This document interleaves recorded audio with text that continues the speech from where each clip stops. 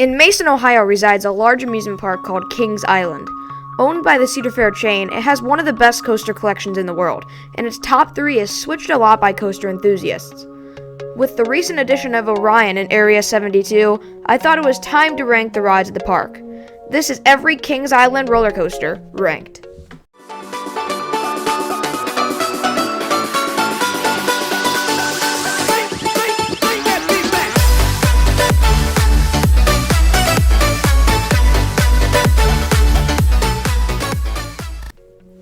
Before we get into the main coasters, we have to start off with the kiddie coasters at the park, so this section is going to be pretty quick. Number 14, Great Pumpkin Coaster. Number 14 on the list is also the smallest coaster in the park. The Great Pumpkin Coaster may be the smallest roller coaster in the entire world. I mean, just look at it. Of course, this is meant for little kids to enjoy, but there is just nothing special here. I think the better kiddie coaster would be number 13, which is Flying Ace Aerial Chase. Flying Ace is a big step up from Great Pumpkin Coaster. Now, instead of a 6-foot coaster, riders are higher in the air with their feet dangling. Now, this ride is better than Great Pumpkin Coaster, but it's still a kiddie coaster, and it doesn't have anything special. Number 12 is Woodstock Express.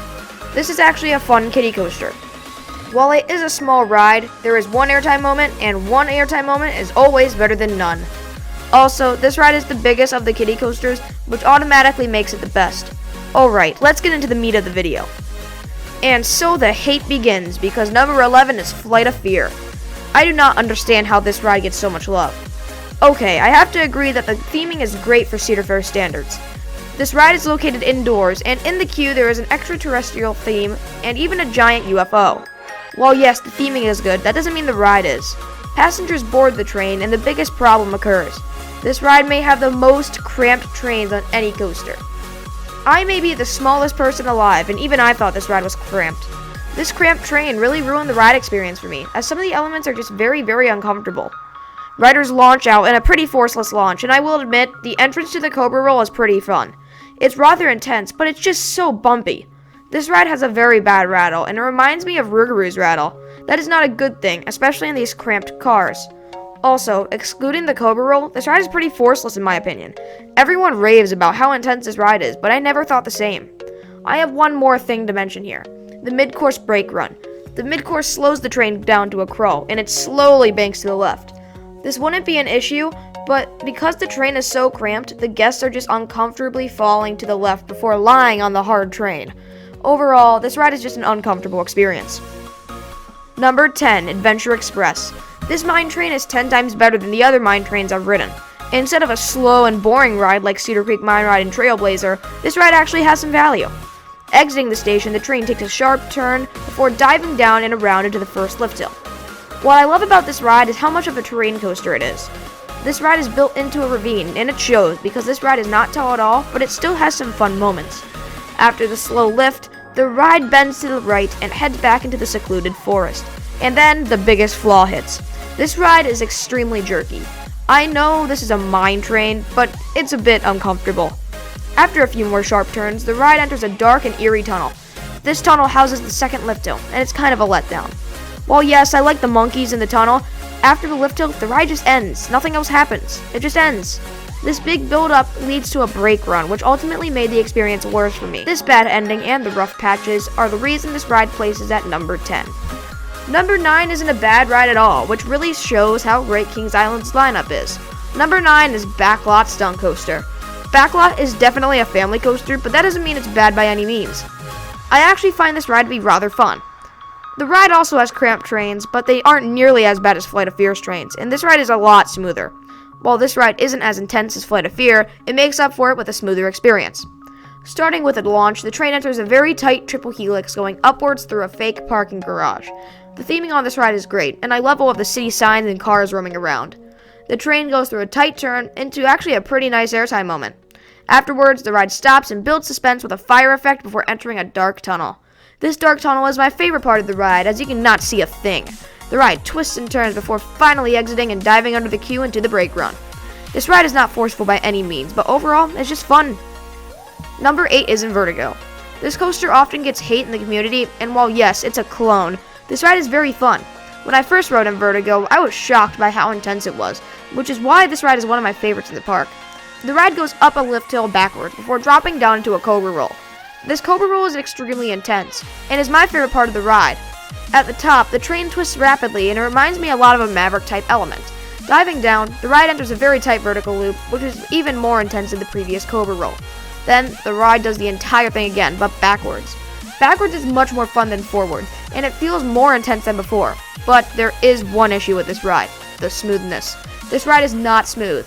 Now, Invertigo is smoother than rides like Sidewinder or Nighthawk, but it's not smooth at all. Invertigo also always has a long line due to its low capacity, which is why it's only number 8 on the list.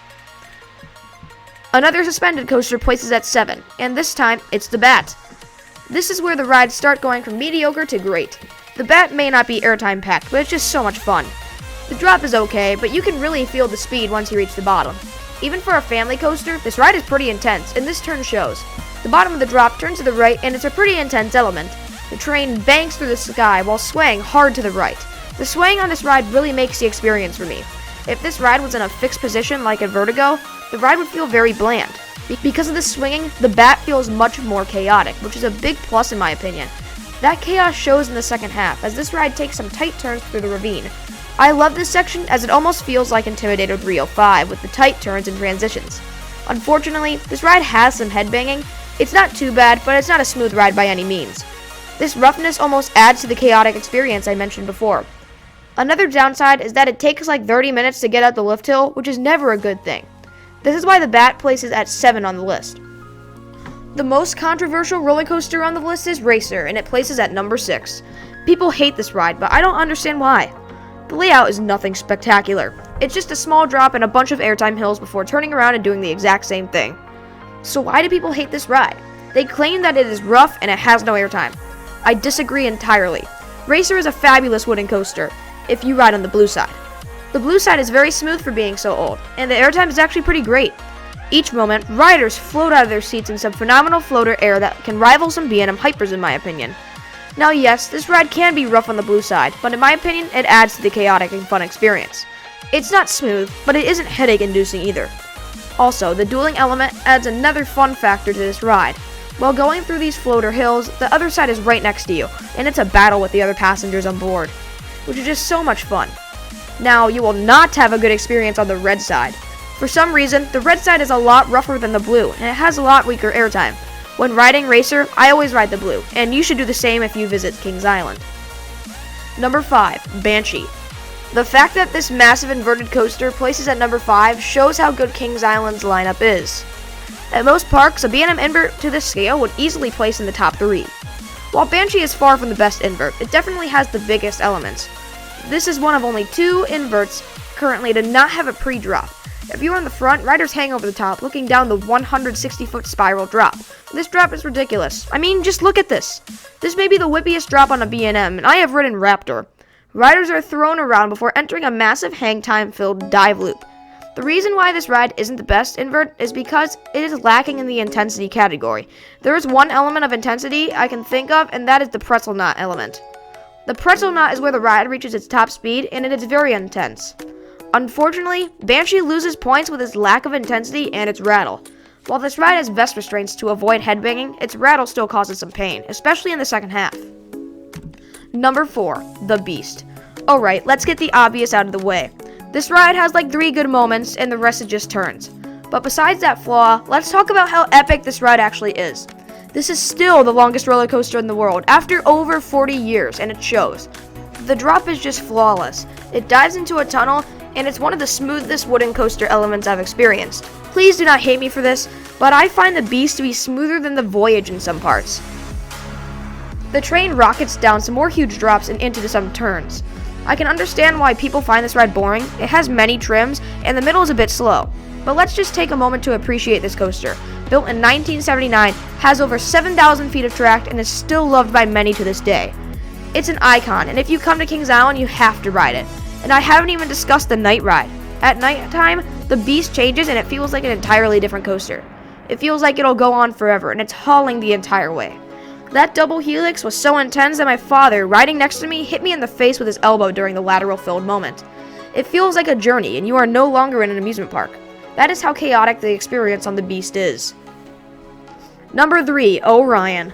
Oh goody, more hate comments. This B&M Giga is a speed machine and a half. The drop is simply outstanding. It propels riders out of their seats and they float the entire way down. The train levels out and goes through a high overbank turn before entering what people are calling a reverse treble clef. I prefer Fury's treble clef because Fury is overall faster than this ride. This treble clef on Orion feels like it is lacking the whippiness that made Fury so great.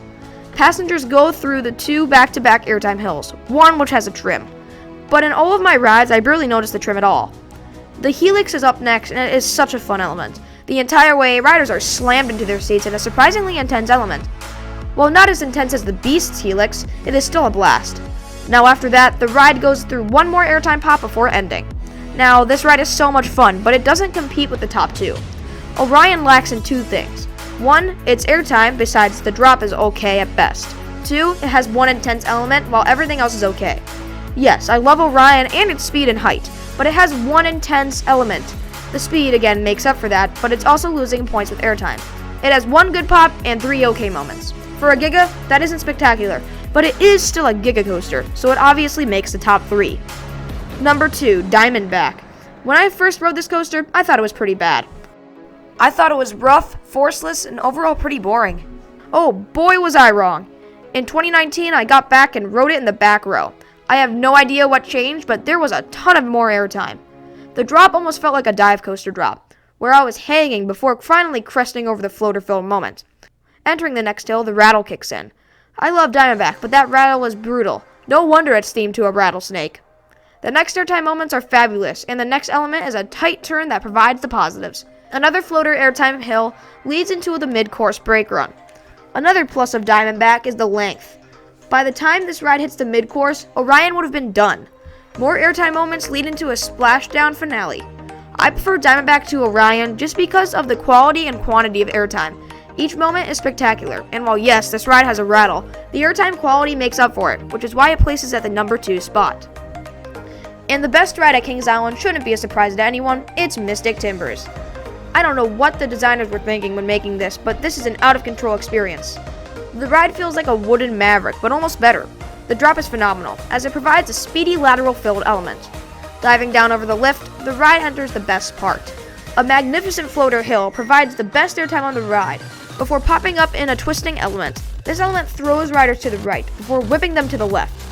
Whoever thought about this element needs a raise. This element combines airtime and a Maverick transition, plus lateral Gs, all into one. And that isn't where this ride stops. Mystic Timbers does the same thing 2 more times before twisting up into a lateral-filled tunnel. More insane floater hills occur before entering a twisted ejector hill. This ejector hill reminds me a lot of the lightning rod twist and shout. Diving close to the river, the train twists to the left, right, and then finally left before whipping into the shed. While the shed was pretty disappointing, it provides a fun experience while waiting on the brakes, which is always a plus. That layout alone should explain why this ride is number 1, but I'll defend my answer anyway because I just love talking about Mystic Timbers. Mystic Timbers has everything you need in a ride. Positives, laterals, intense and wacky airtime moments, a tunnel, whippy transitions, and of course, a creepy theme with a shed. This out-of-control experience leaves everyone coming back again, and it's my favorite ride at Kings Island. If you enjoyed this video, make sure to leave a like and subscribe.